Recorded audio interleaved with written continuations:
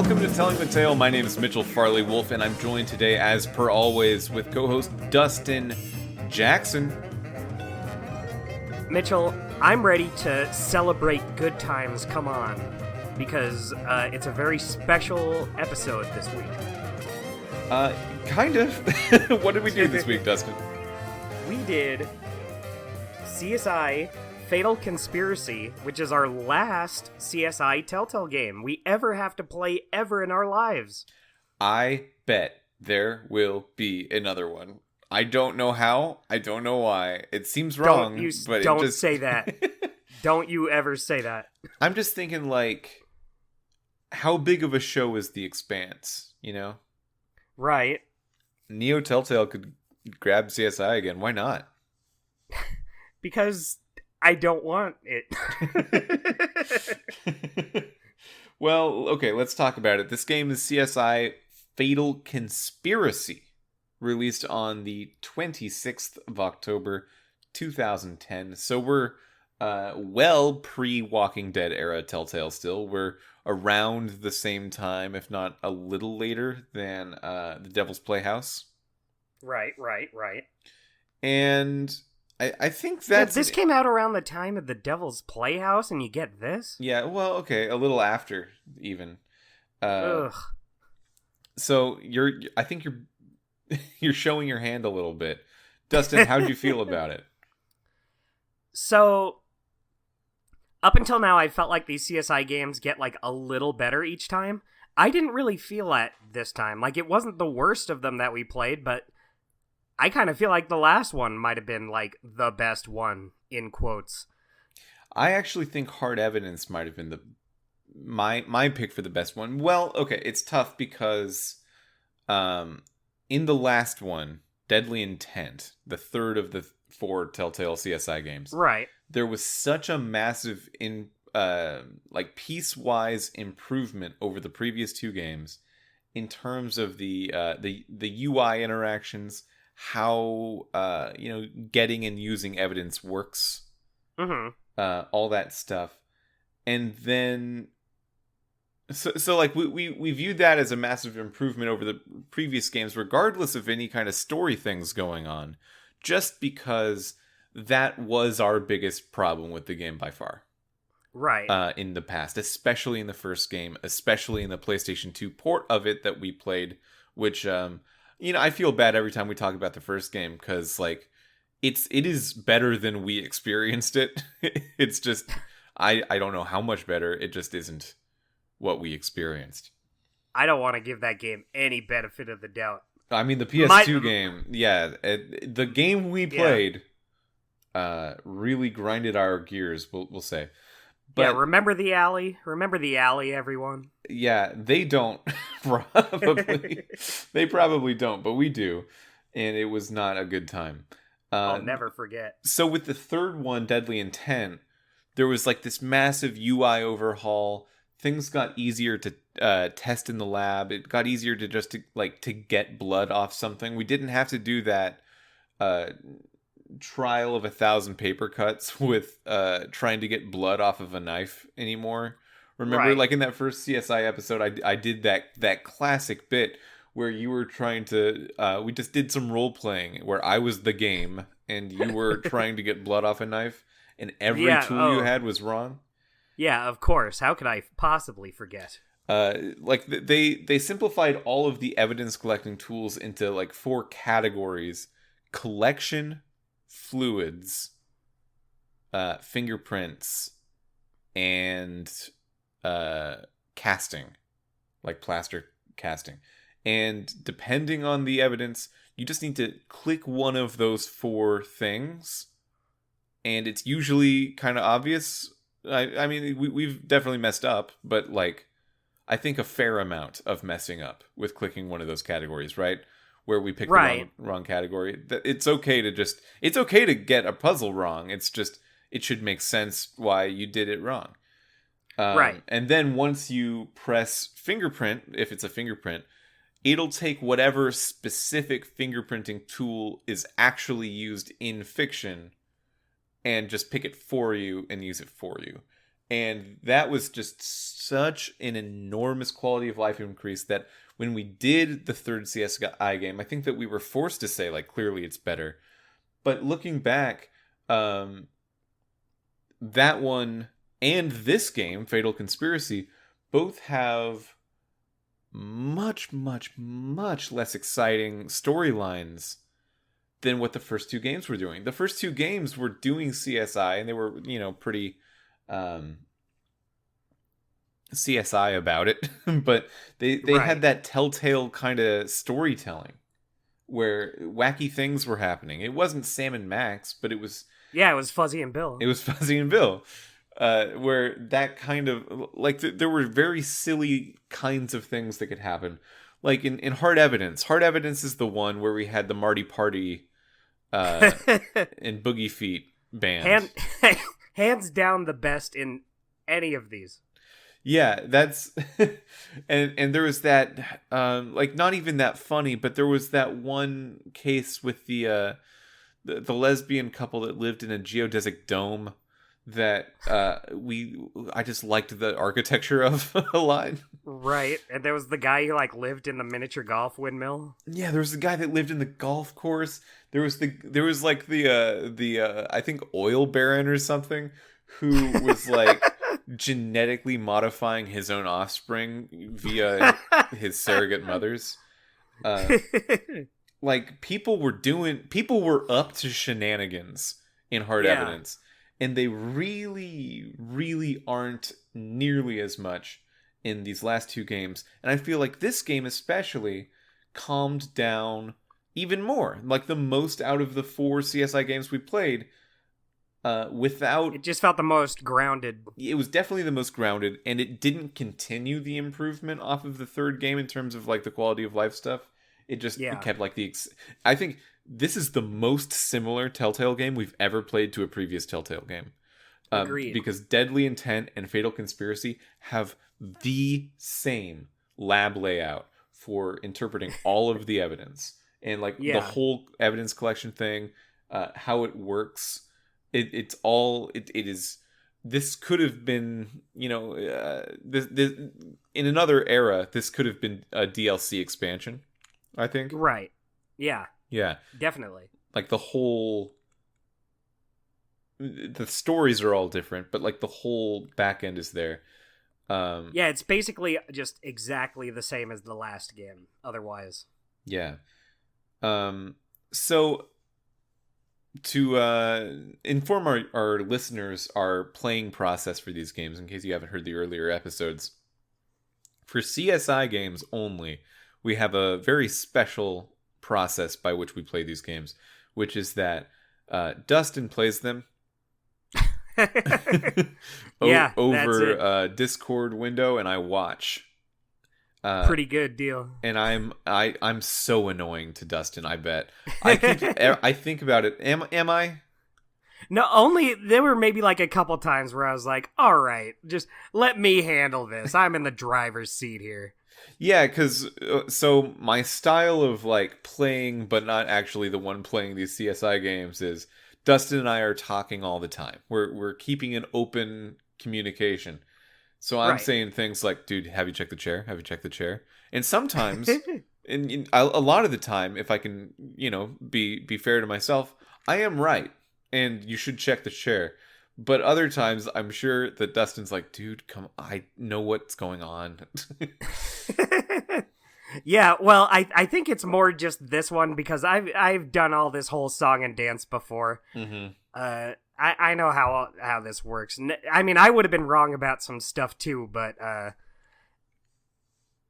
part of it was also we were playing these pretty late. You think I annoyed you more because it was late? I think that's true. I actually do buy that. Well, also, it doesn't help that our AC has been broken, and it's been very hot. So I was in a more annoyed place going into it than I would have been. So you had someone yelling in your ear to do things you were already going to do, and it was hot, and you were tired, and you were playing with a Wii remote. Yeah, I was playing CSI on the Wii. Yeah, we did play the Wii version of this game for clarity's sake. I believe it is the exact same as the PC game. Right, I would assume. Yeah, the only one that we really got a different game with was CSI 3 Dimensions of Murder. That was the first one, right? Yeah, where we played it Okay, on the that makes PS2 sense. version, and the Right. PS2 version was very clearly a different game. Yeah. Yeah.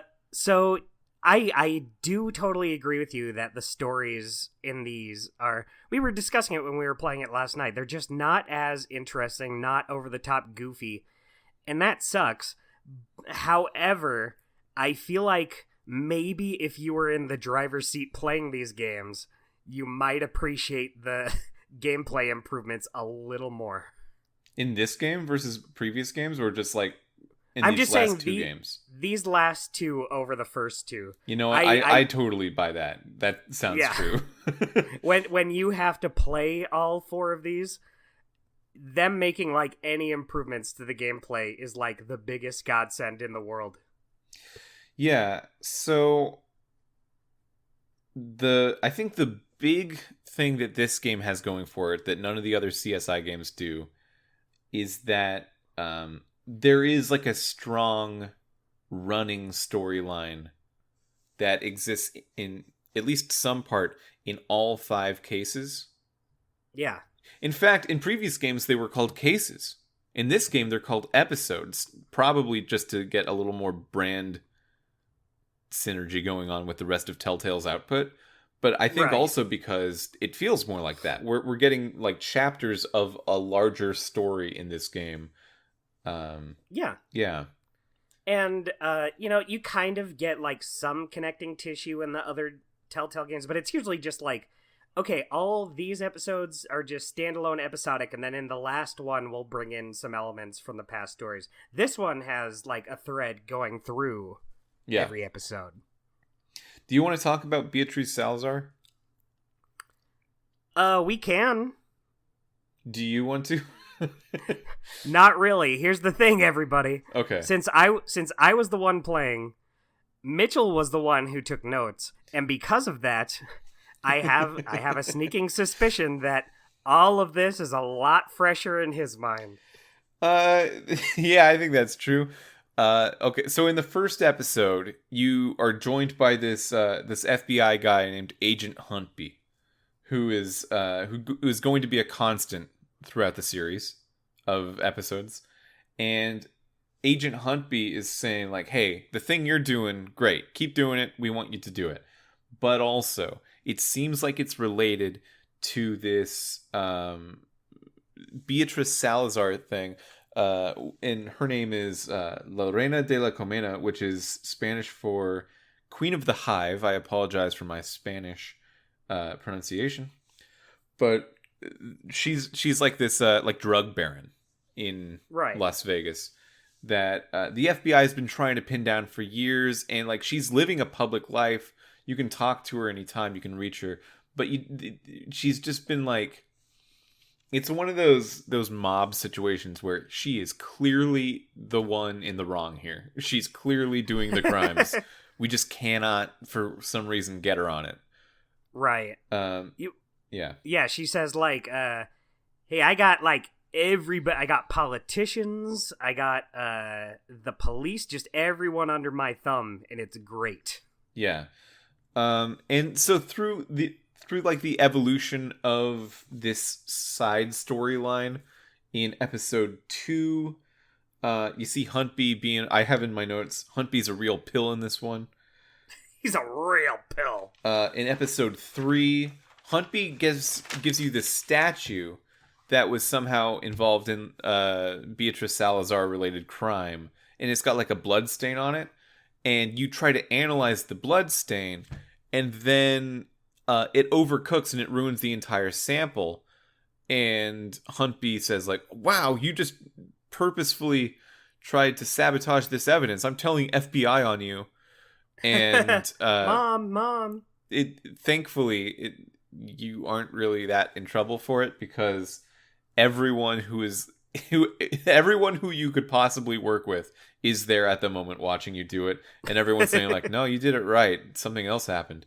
And it turned out that it was like a setup for Huntby put stuff on the statue after the fact that like it would definitely ruin the sample. Right.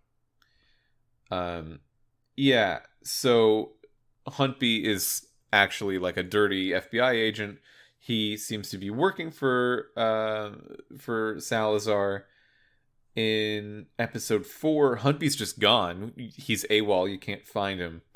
And then you find out that one of the characters involved in the case in episode 4, Guillermo Rice.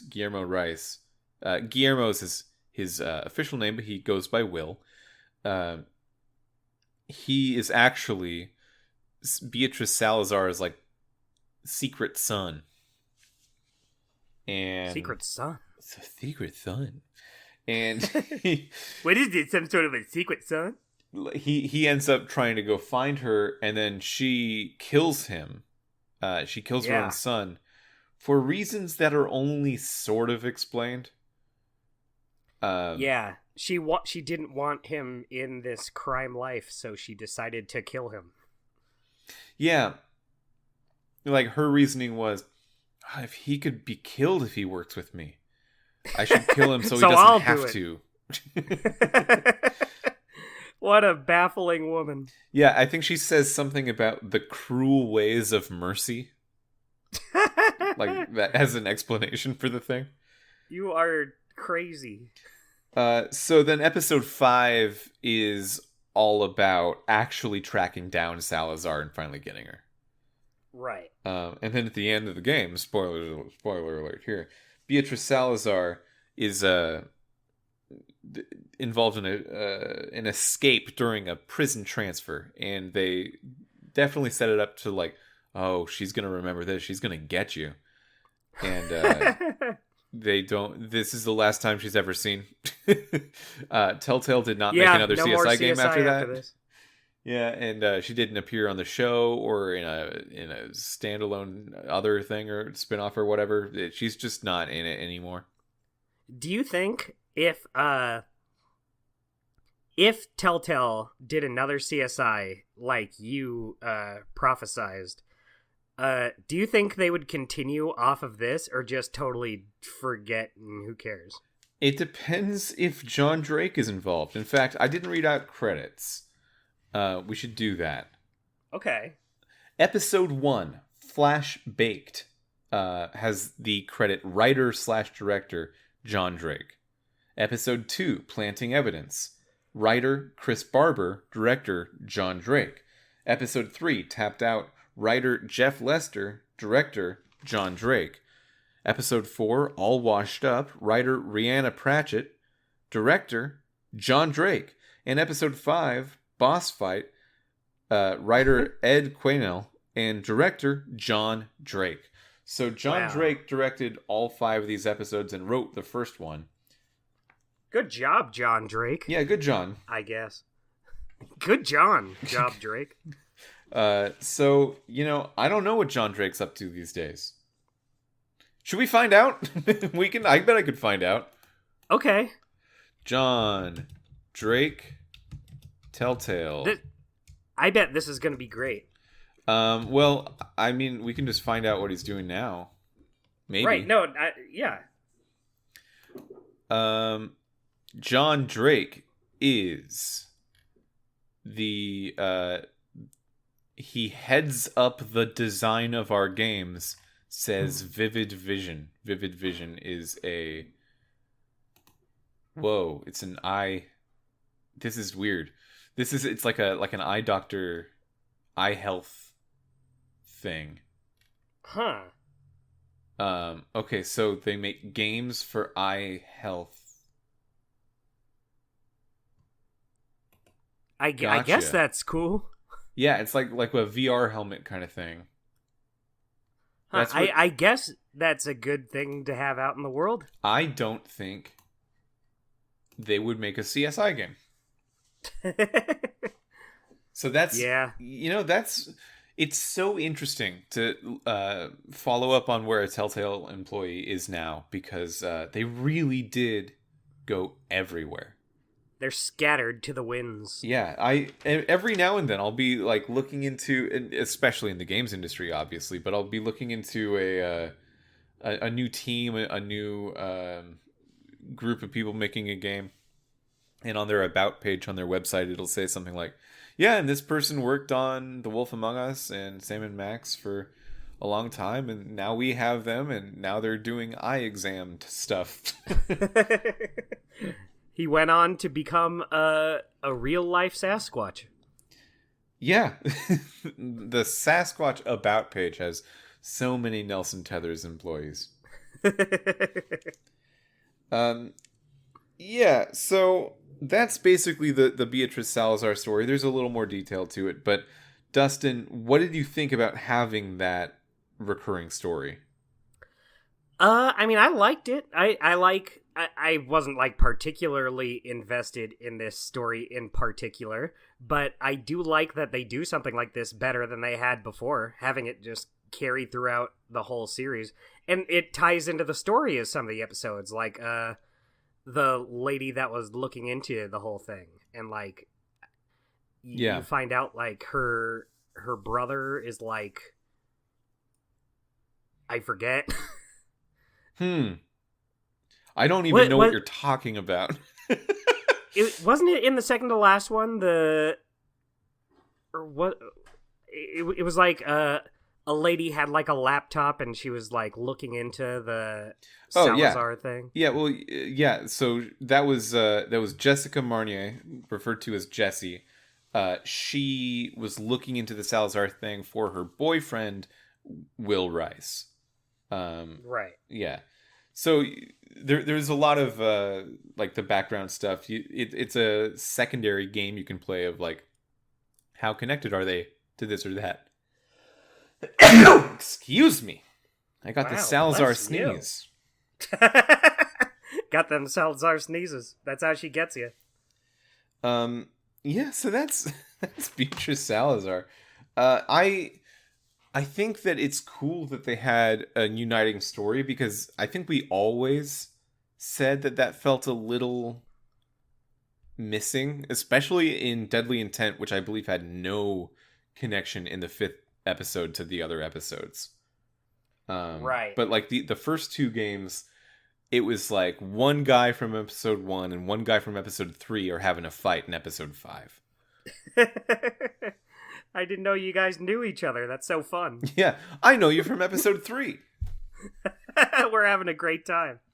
And in this one, it is a much more thoughtful, cohesive thing. I think I would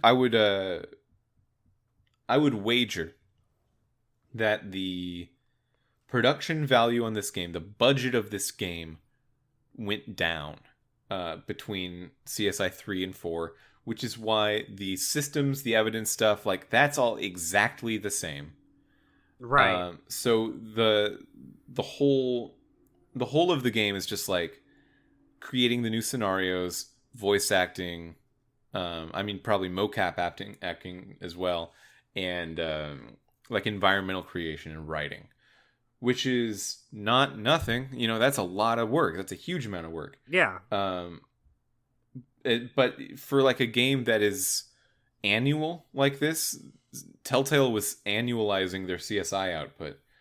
I can see that being able to be done in such a small amount of time. They really did seem like they were getting a sequel, though. Yeah, it seemed like they really thought they were gonna. Yeah. So much for that. Well, earlier on in I think the very first time we talked about CSI on this podcast, we theorized that CSI was the thing they had to do on the way to what they wanted to do. Right. In what they wanted to do, I think we were sort of interpreting ourselves was more along the lines of Sam & Max and Strong Bad and, you know, eventually a Monkey Island, because they were the LucasArts spin-off team. That's what Telltale started as. Right. And I think at this point in 2010, like we're already after The Devil's Playhouse. I think they are no longer... CSI just probably wouldn't be the thing to actually be making you money in that scenario. Agreed. You would probably just do the thing you want to do and it would be fine. Yeah, it's interesting because so this came out in 2010, Mm-hmm. and The Walking Dead came out not long after. 2012, yeah. At the same time as this game was releasing, they were... I don't remember the exact years for each of these, but like it was at least in development that like the Back to the Future, Jurassic Park ones were about to come out. So they were really on their way to the Walking Dead formula. But this game still feels like it's 2006. Yeah. Because that's when the first CSI game came out. And it's really... It did not make any efforts to fundamentally, other than like the UI overhaul and the quality of life stuff we talked about, it did not make any efforts to fundamentally change what a CSI game is according to Telltale. Right, yeah. And I guess that makes sense. Like, why fix what isn't broken, I guess? Mm-hmm. Like, it worked fine for what it is. Worked fine for what it is. Yeah, that's a good... You know what? That's some hype. That's probably the nicest thing anyone's ever said about these. Well, I think it's because the first two did not work nice for what they were. They were on the road, but like the last two, they work nice for what it is. And this one especially has a little cohesive story between them all. I think for that reason, I do like this one more than Deadly Intent. Yeah, I think I do too, because Deadly Intent also didn't have very interesting stories, but at least this one kind of had that interesting thread going through. Yeah, that's... We were talking about it as we were playing it, where I think at one point you said, "Ooh, is that related to Salazar?" And I thought, wow, Dustin does not have that thought normally, that during the playing of this game. He doesn't care about the characters. That's crazy. He does not care. Yeah, but I think if you just mention a character enough times, you're going to be like, oh, I know that person. It's also just a very fun name to say. Salazar, yeah, it's Slytherin's first name. It sounds like Salad Bar. Salad Bar is another good reason it's fun, yeah. Yeah, is there any... So I guess we should talk about the individual episodes just very briefly. Yeah, I don't think we're going to have much to say about them, but we should a little. Episode 1, Flash Baked. Remember this one? Yeah, the lady got baked in the mud at the spa. Yep. So Pete Baja was running a spa, and Portia, who works at the spa, was in the mud bath while the spa was on fire. The mud just hardened, and she was buried in it alive. You know what? That's kind of like a classic hard evidence style Telltale CSI death. I saw that and I thought, wow, that's extreme. Yeah, she's just coated in mud and she's really hard to get out. Yeah. So Pete Baja did it. He was guilty, but before he could be brought in for justice reasons, he killed himself on camera, sort of as a message to the CSI department about the effects of working for or with Beatrice Salazar. Because she wanted Portia dead, so he had to do it, and he didn't want to do it, but he had to, so he killed himself in guilt. That is episode 1. Yeah. I that is it in a nutshell. I don't even have anything left. When you're on your 4th CSI game, yeah, I think you're just... I have no more love to give. Well, okay, so 4th CSI game really buries the lead here. Episode 1 was our 16th CSI case. Yeah. That's how far in we are, So our 17th... Episode 2 was called Planting Evidence. Remember this one?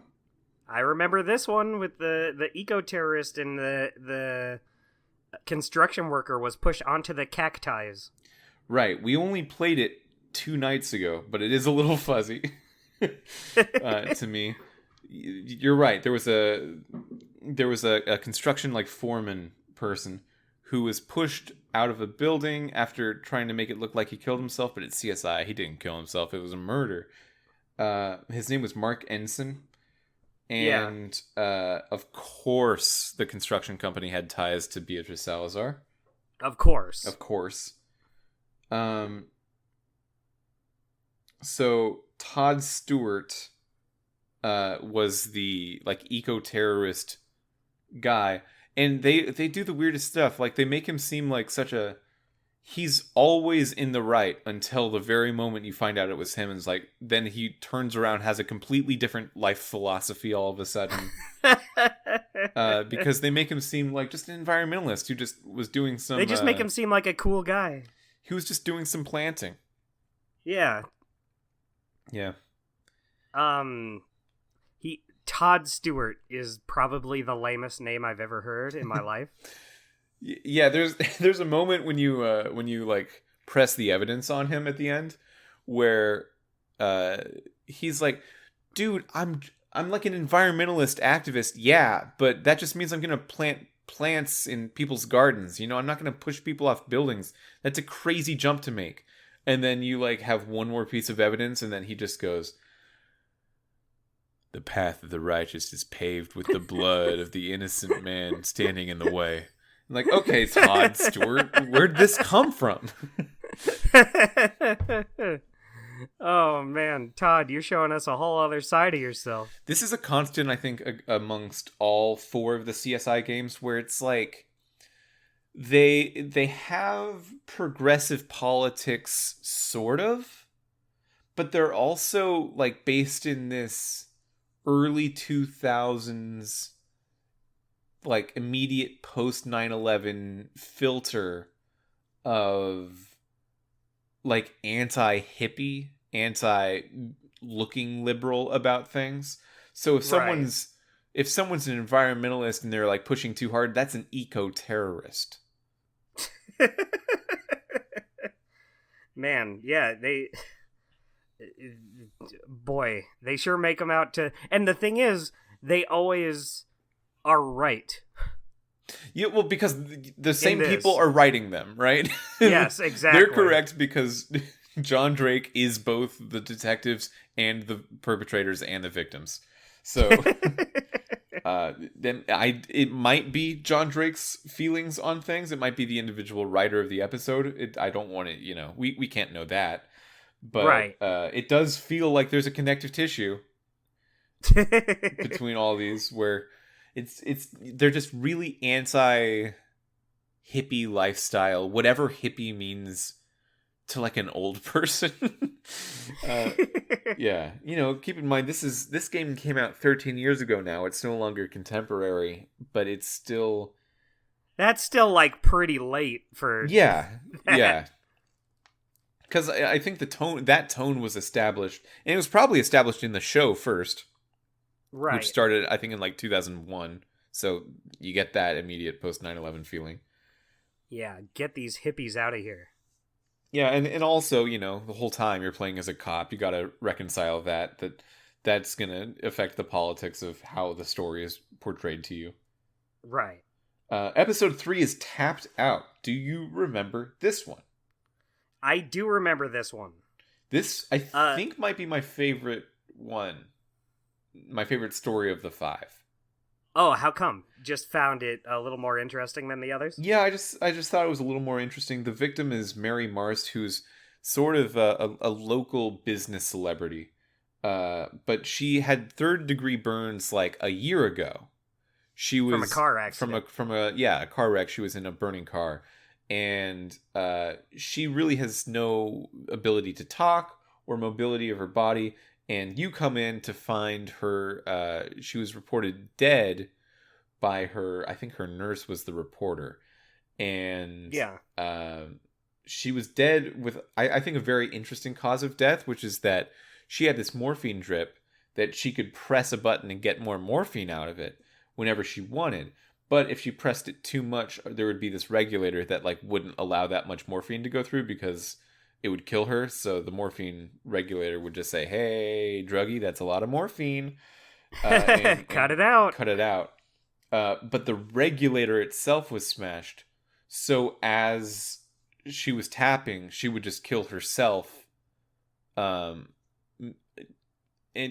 you go back and forth between knowing like, well, did she do it on purpose, or did the person who smashed it like press the button a bunch for her? And you find out at the end that like, oh, it was just like a really, really cruel death. The person smashed it and then put it in her hand and made her push it. Yeah. So that was rude.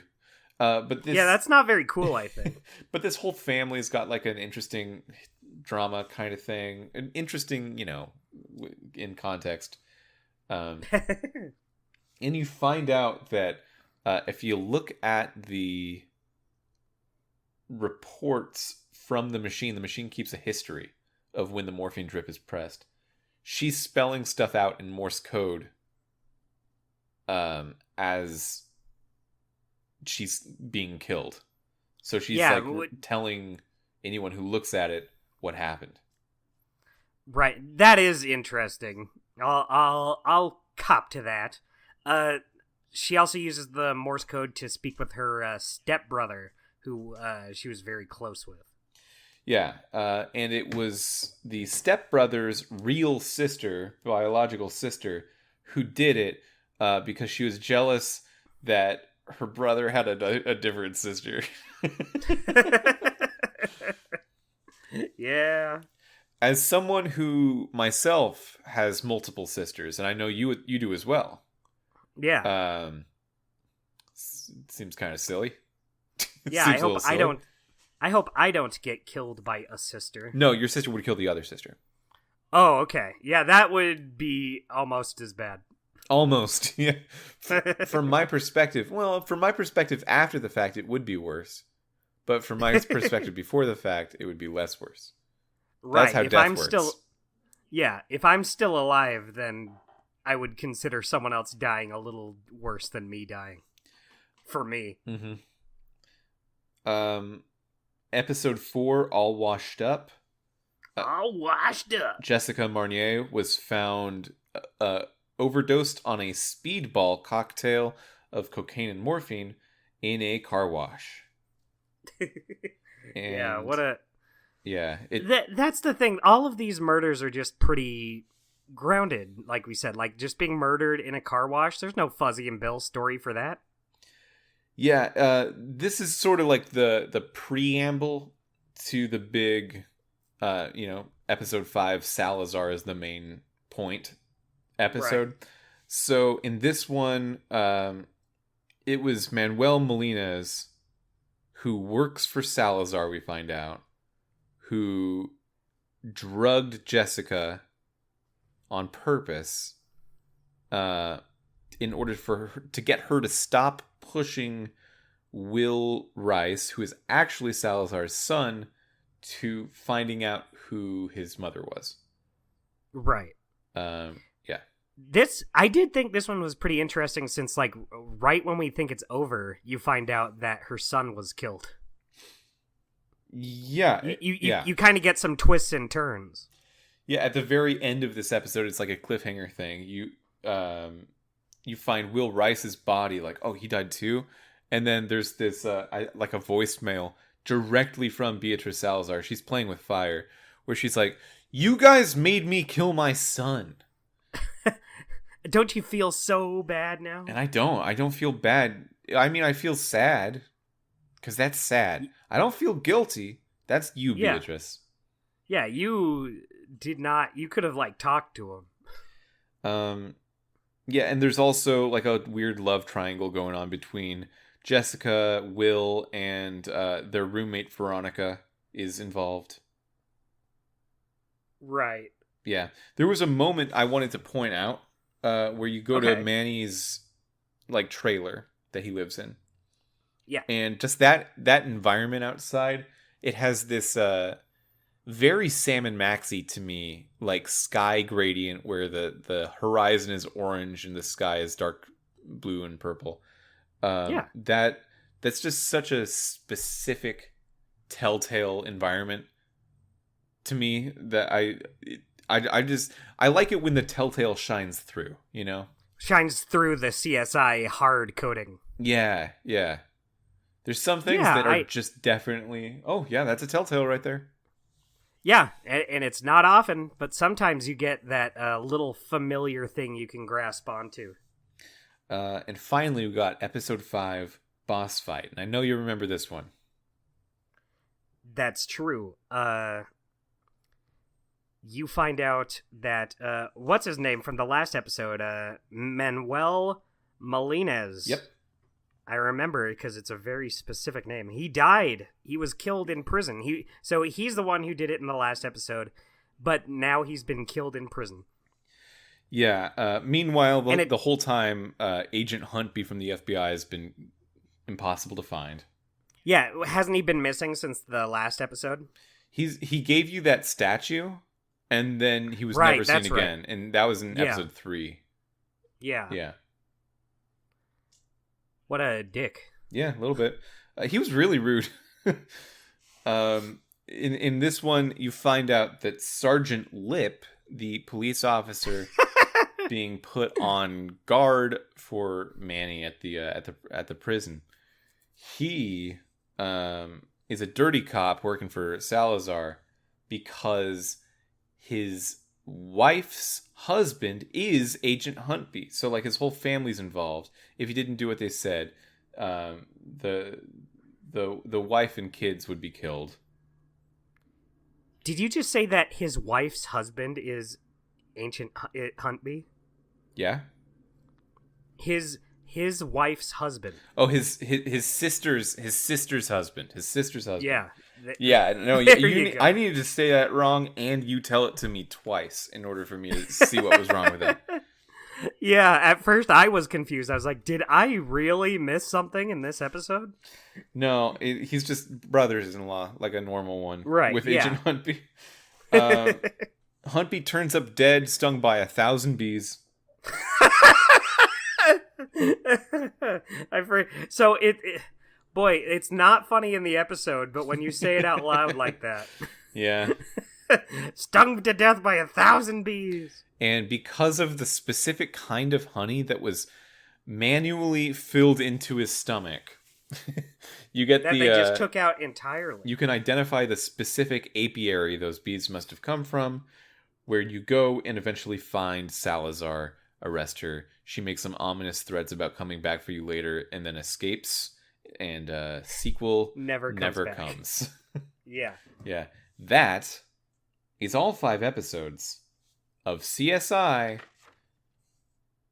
Fatal Conspiracy. Did it take you a second? It did. I was going to say Deadly Intent. Yeah, every single time, that's the one I say. Yeah, I love how we were able to talk about all 5 of these in like 40 minutes because, boy, there's not a whole lot to them. Yeah, it took much longer to play them. Yeah, unfortunately. Yeah, it took about 2 hours a case, so that's about 10 hours that we played. I can't tell you how glad I am that we're done. Yeah, it's nice. It's nice. It's a good feeling. We got everything, like, going forward, at least has, like, I don't want to say they're good without playing them, but none of them are considered, like, absolute shit shows. None of them are like, oh, wait, no, never mind. We still have Law and Order. Okay, I think it's unfair to say Law and Order is known to be a shit show when no one knows what it is. Right. The former Telltale, multiple people, more than 2 of them, even 3, I'll say. About 3 former Telltale employees I have talked to about the catalog of Telltale. All of them have been like, oh yeah, I guess we did make a Law and Order game, huh? I wasn't on that one, but that team was pretty isolated. That's I don't know what maybe it was great. Right. The only piece of feedback I have on it is, I brought it up before, but Triple Jump on YouTube did a list. They just ranked every Telltale game ever made, and they had it pretty low, but they also had other games I would consider not that good to be pretty high, and some I thought were good to be pretty low. So I don't know what to believe with them. I got to do it for myself. Yeah, the thing with Law and Order is that I have seen like maybe 2 episodes of the show over a 20-year period. So I have kind of a memory of like what that show is. I don't remember it being nearly as like evidence collecty as CSI. Right. So I don't know if it's the same formula. I don't know if it's the same formula as this, or if it's more like just a classic, more Sam and Maxie style point and click. Could be something like Phoenix Wright. It's court. Oh, I doubt it. I Okay. doubt that, but that would be interesting. Yeah, that's true. It would be interesting. Because we have a little extra time on our podcast, and we're able to spend the time. Why don't we go over real quick for the folks at home what we've got on the docket going forward? Well, why don't we? Do you want to do our segments first before we move on from CSI? Yes. No, you're right. I forget we do that. Yeah, sometimes. Sometimes. Okay, golden moment. You got one? I do have one, but I want you to do yours first. Okay, so there's a moment in episode, I believe, 4, All Washed Up. Oh my god, I hope it's not the same one. Is it? I bet it is. I bet it is. Okay, say what it is. There's a flashback cinematic sequence.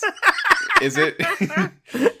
Okay. It sure is going down that road. Yeah, there's a flashback cinematic where Veronica, who is the friend of the deceased, the roommate of the deceased, had earlier told you that she never gets in a fight with Jesse.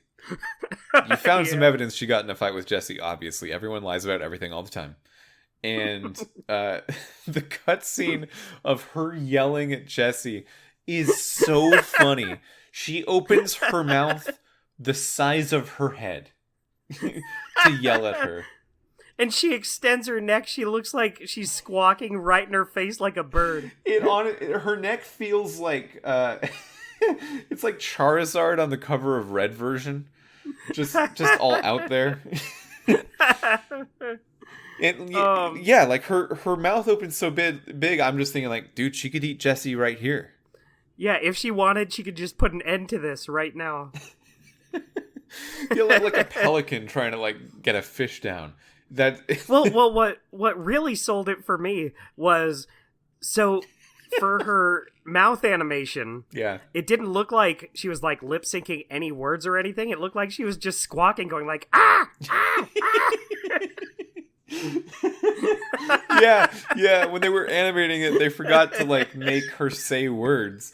So she goes, ah, ah, ah. Oh my god! You know what? And then I it think ends that's with her my... getting like lightly slapped by Jesse, and she ragdolls out of the frame. You know what? I think that might be my golden moment for all of CSI.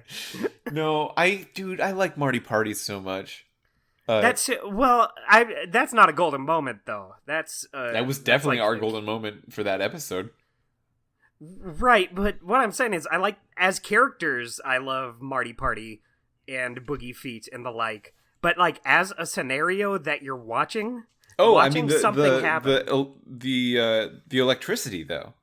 That was funny. They were all bare feet and they were all hugging each other and then they were zapped. It was a great animation. Mitchell, I totally agree with you. That's great, but I just cannot put it. I have to give it to Veronica Carver squawking at Jessica Mornier, like threatening to. She's like an animal trying to get her to back off. Yeah. Did you? Oh my god. Andrew, your roommate Andrew, who's been on the show to talk about the finale of Walking Dead Season 2, I think it was. Yeah. He watched a lot of these with us. He was like, I guess, sitting with you. Yeah, because we use his laptop to stream it over Discord for you to watch. So he was watching while we were doing it. Yeah, thank you for the contribution to the show again, Andrew. Special thanks go out to you. Yeah, that's how it's been all 4 of these. So thanks a lot. Did he see that moment? I think he has to have been there. Okay. I think I was just so taken in, like they grasped me so much that I just blocked out anything around me. I'm replaying it in my mind. It's so good. Who's your weekly guy? You know what? It's hard for me to pick a weekly guy just because these stories, like you said, are a lot less interesting than the earlier ones, squawking aside. So I gave it to the one guy I feel like, even though I was complaining about him a lot, it's the one guy I talked about the most, and that's Doc Robbins. I gave it to Robbins too. Oh, it's so in sync. Almost gave it to Brass, episode. But I gave it to Robbins. I think I gave it to Brass before. Yeah, I want to say Brass is like probably the best character like overall, just because he has some zingers in him. Brass almost a little bit makes me want to watch the show. A little bit, not like enough. Right. Yeah. But Doc Robbins, in this one, yeah.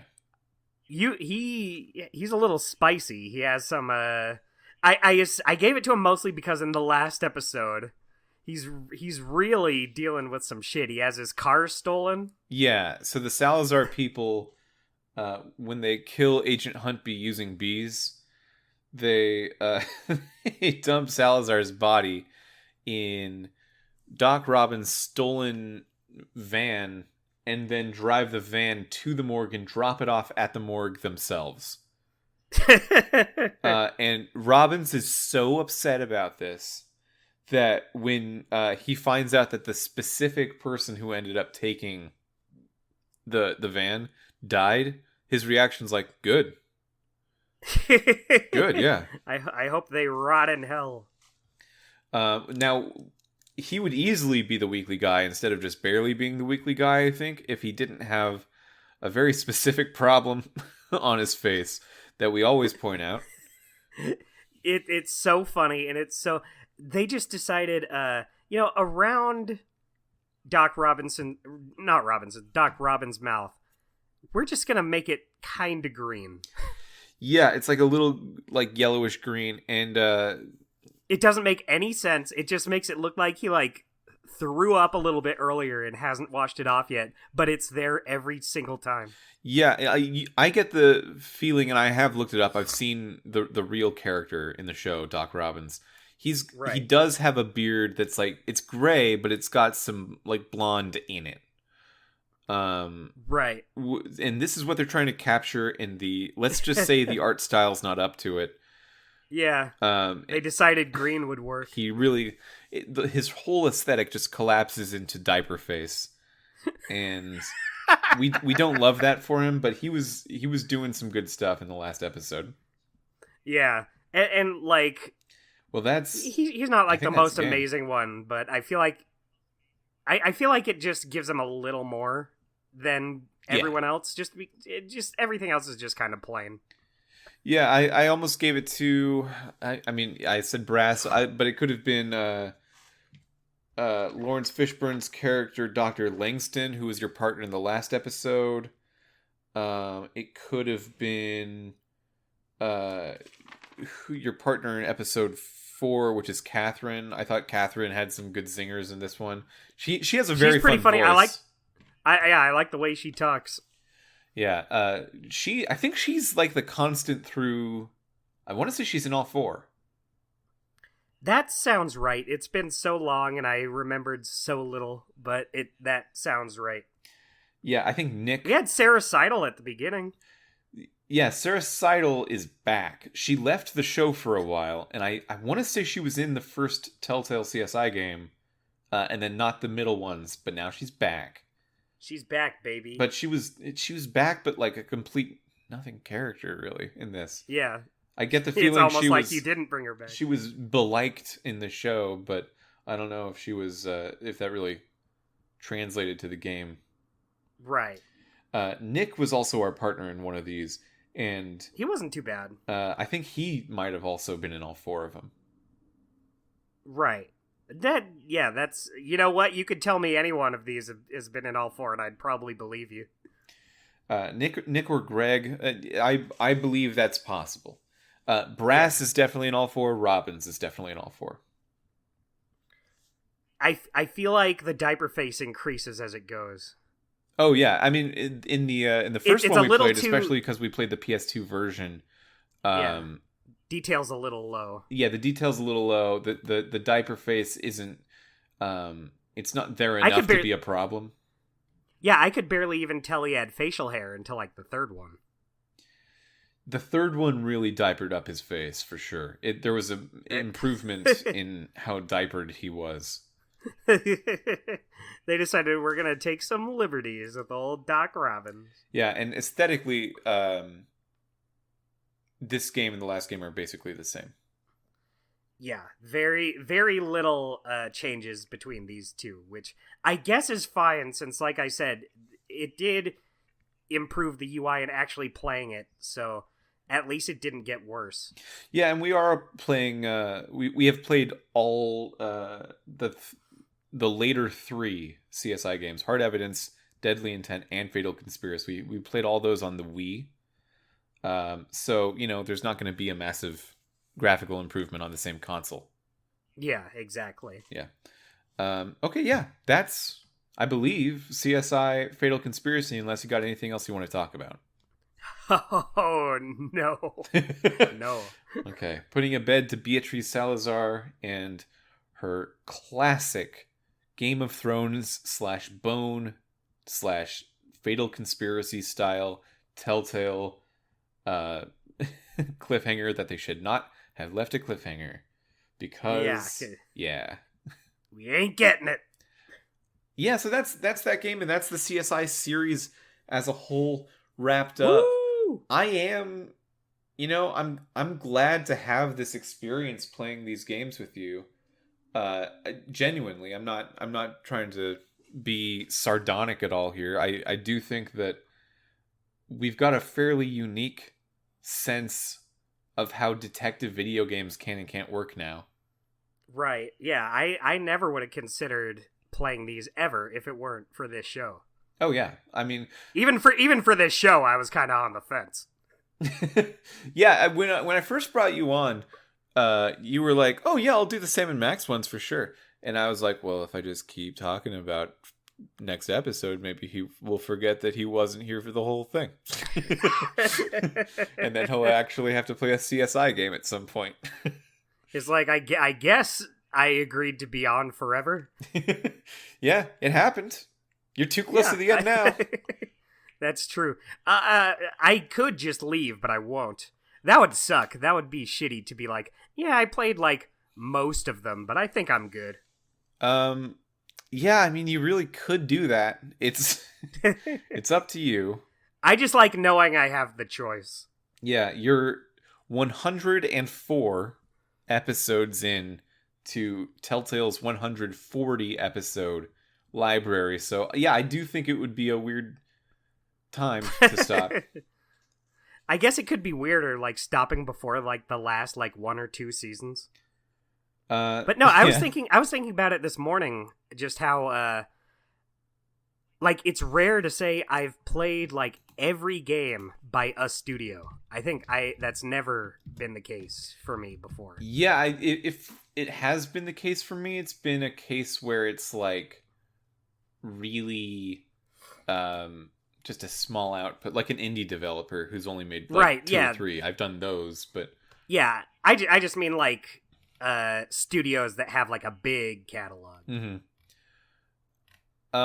Okay. There was some news that we should cover. Woo! For The Expanse. The media has gotten it. They seem very positive. That's good. Yeah, they've all played only the first episode. And I don't remember if we said this on the last episode we had, because it was 2 weeks ago. But we got a firm release date. I think we did talk about it. Maybe I think we talked about it. Just in case we didn't, it's next month, July 27th. That's only about a month and a half away. That's when episode 1's coming out. And Right. every 2 weeks after that is going to be a new episode. So they're bi-weekly. Bi-weekly is Interesting. every 2 weeks, not twice a week, right? Right. I get those It's mixed every up. other week. Yeah, okay, yeah, so it's bi-weekly. And they also announced DLC. Yeah. Yeah, so okay, so there's the standard edition, which is $40 American, and the deluxe edition, which is $45 American. This is probably the smallest price jump I've ever seen between a standard and deluxe edition. And if you pre-order, okay, so pre-orders go live. They're live now. Pre-orders are live now. And if you pre-order, you'll receive 24-hour early access. So you get them a day in advance. That actually might be helpful for the podcast. I don't know. It depends on our schedule. 24-hour early access, and players who purchase the deluxe edition will receive future DLC. And I'm reading from their press release here right now. Wait, there's going to be DLC? You heard right. What? You'll just have to wait a little longer for more details here. Before closing this out, there's one more thing we need to say to you all. Thank you. Okay, no, I don't need to read that bit. So, okay. Also, here's another important thing in this press release that we've been talking a little bit. We were talking about, like, how is The Expanse a considerably well-known enough franchise for people to jump in? Telltale says, not familiar with The Expanse? That's fine. This game is set prior to the events of the critically acclaimed and award-winning television series. Oh my god, what a weight off my chest.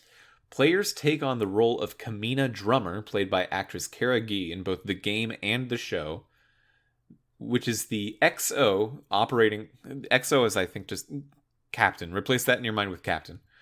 Of a scavenger crew on the hunt for a mysterious treasure on the edges of the asteroid belt. Ooh. Okay, so... Right. They didn't say what the DLC is. I bet it's another episode. I bet it's one more episode. Well, that's what the deluxe version is. It gets you another episode. So this doesn't say that. This just says the deluxe edition gets you the DLC, and then it says, what's the DLC? You'll have to wait longer to find out. Okay. But yeah, I might be... Maybe... Okay. I believe my roommate Adam told me it was just another episode, but I never followed up on it. Okay, so I was reading an older one on the 1st of this month, which was definitely after the last episode, so this is for sure new information in terms of this podcast. The deluxe edition includes future DLC in the form of one additional episode that we'll share more info on at a later date. I bet that's like 400 days. Right, just like a little bonus. Yeah, like a longer episode than normal, but it's a different format or something. Okay. Right. So, wait, so 5 episodes are $40, which does math down to $8 an episode. Right. And then for $5 more, you get another episode. So this one's worse. This one's $3 Less worse. value. Interesting. Yeah. Okay. So yeah, I don't love pre-ordering games, but I might pre-order for this. Get that deluxe just sorted out on my Right. Should I do PlayStation or Xbox? Who's to say? I don't want to deliberate Who that on the is to podcast. That's not exciting. I guess we'll see. We'll see. But for the podcast, the next game we're going to be playing, I'm looking at our list here, Dustin. Yes. Is Batman the Telltale series. I'm excited for it. I hear great things. Yeah, so everything that we have left, we have Batman, the first season of Batman, third season of Walking Dead, Guardians of the Galaxy, Law and Order, Minecraft Season 2, Batman Season 2, and Walking Dead Season 4. That is so few. It's 36 episodes. Right, that's barely anything. Barely anything at all. I think we're going to do it. Yeah, you know what? Now that we're here, maybe we should do the rest of them. Yeah, I'm hoping that we get there. We'll see. So yeah, we're getting really close, and we're gonna jump into Batman. It's the first one in a while that I've actually played before we cover it on the podcast. Ooh. Yeah, I've never touched it before. I've only heard that people liked it. Yeah, I'm about from like 7 years ago, 3 episodes into Batman. So okay, so you still didn't finish it, and it's been a while since you did play. yeah, and I might make different choices. That's the deal with these games. Ooh. Might make a different choice, but just to wet your whistle a little bit, I think Catwoman's in this one. Ooh. I think the Penguin's in this one. Oh, not the Penguins. Yeah. So with that in mind, have a great summer. Have a great summer, literally, now that it's gonna be summer soon.